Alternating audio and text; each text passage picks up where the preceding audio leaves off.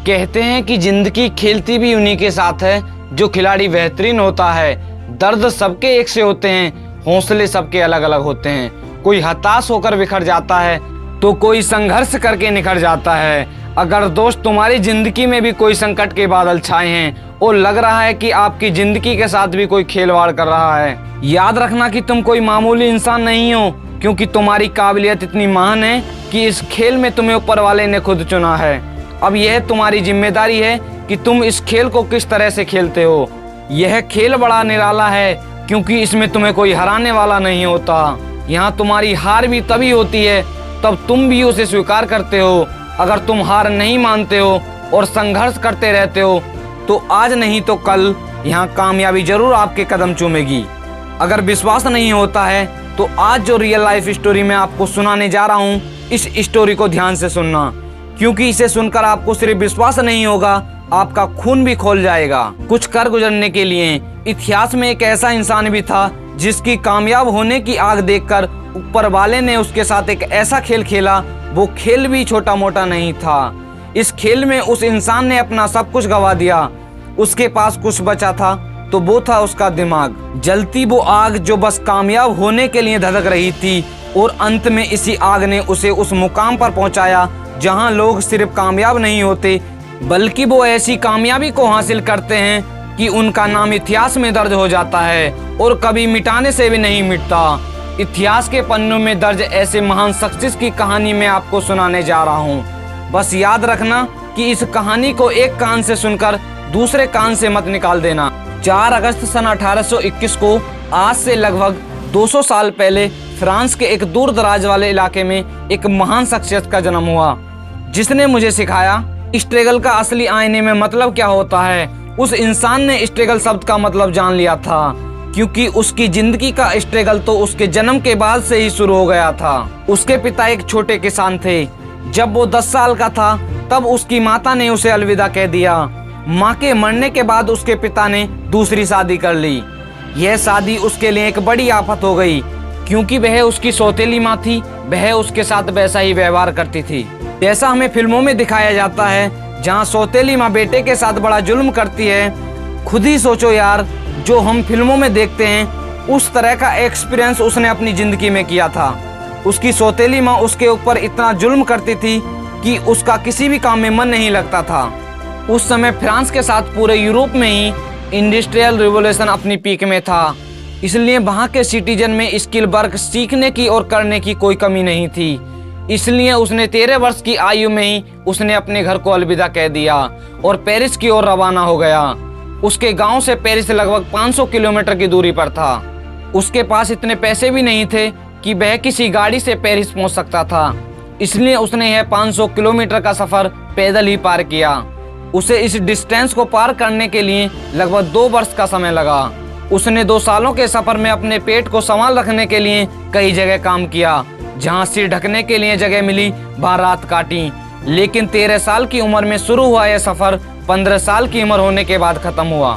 दोस्तों, आप सोच रहे होंगे कि उस इंसान को अपने सपने के प्रति डेडिकेशन कितना विशाल रहा होगा, लेकिन उसकी लाइफ की असली यात्रा तो यहाँ से शुरू हुई। जैसे ही यह पेरिस पहुंचा, यहाँ उसके लिए सब कुछ नया था। वो जिस इलाके में था और वहाँ जिस जगह खड़ा था वो बिल्कुल ही अलग थी।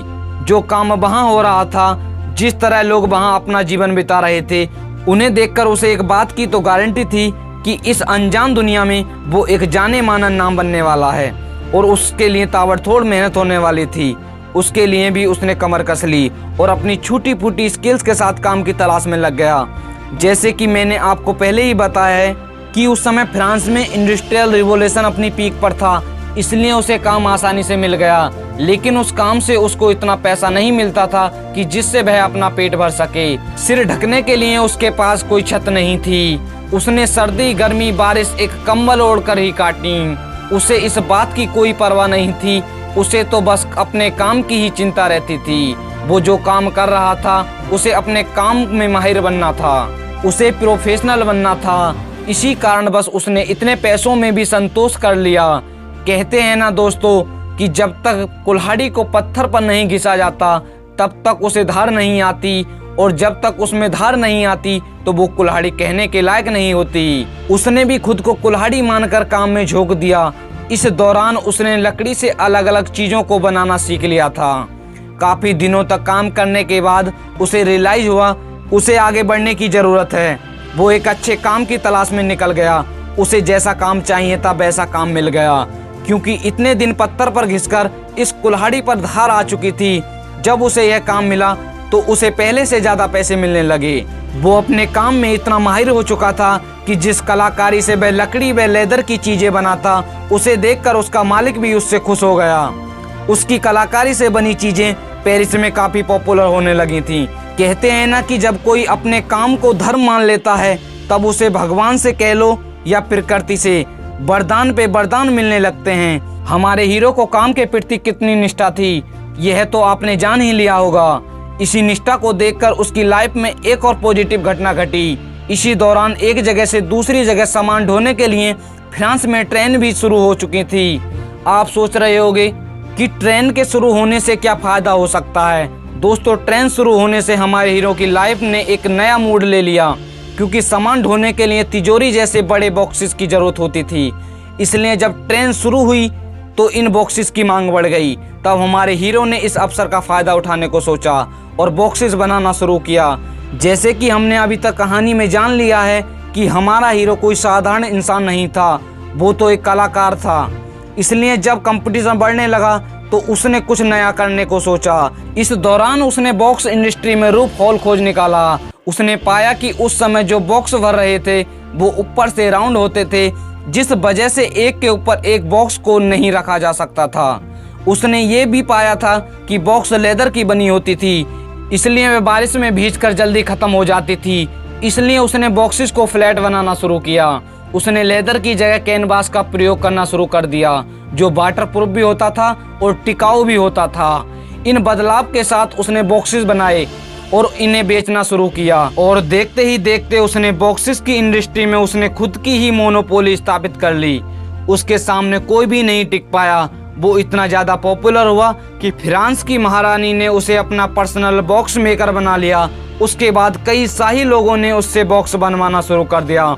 उसके पास काफी पैसा जमा हो चुका था, इसलिए उसने खुद का वर्कशॉप खोल लिया। उसकी कारीगरी का जादू फ्रांस में इस कदर छा गया था कि उसने कलाकारी के क्षेत्र में कई अवार्ड जीते। लेकिन ये जिंदगी का खेल है कि इसमें कामयाबी मिलने के बाद भी संघर्ष रुकता नहीं, वो चलता रहता है। हमारे इस हीरो की जिंदगी में फ्रांसीसी पर्शियन वार ने एक नया युद्ध शुरू कर दिया। लेकिन इस युद्ध के दौरान फ्रांस में सब कुछ नष्ट हो चुका था। लेकिन इस संघर्ष के दौरान उसे अकेले संघर्ष नहीं करना था, बल्कि इस बार तो उसका पूरा परिवार भी उसके साथ था। जब युद्ध थमा और वो सब वापस आए तब तक उनकी वर्कशॉप बर्बाद हो चुकी थी। लेकिन उसने अपनी लाइफ में कभी भी हारना नहीं सीखा था। इस बार भी उसने हार नहीं मानी। उसने फिर से वर्कशॉप खड़ी करी। बस कुछ ही दिनों में उसकी वर्कशॉप पहले से भी ज्यादा चलने लगी। अब की बार वह बैग की इंडस्ट्री में रिवोल्यूशन लाया और उसने बैग पर अपनी कलाकारी का जादू बिखेरा। जिन बैग को कोई पूछता नहीं था वो तेजी के साथ बिकने लगे।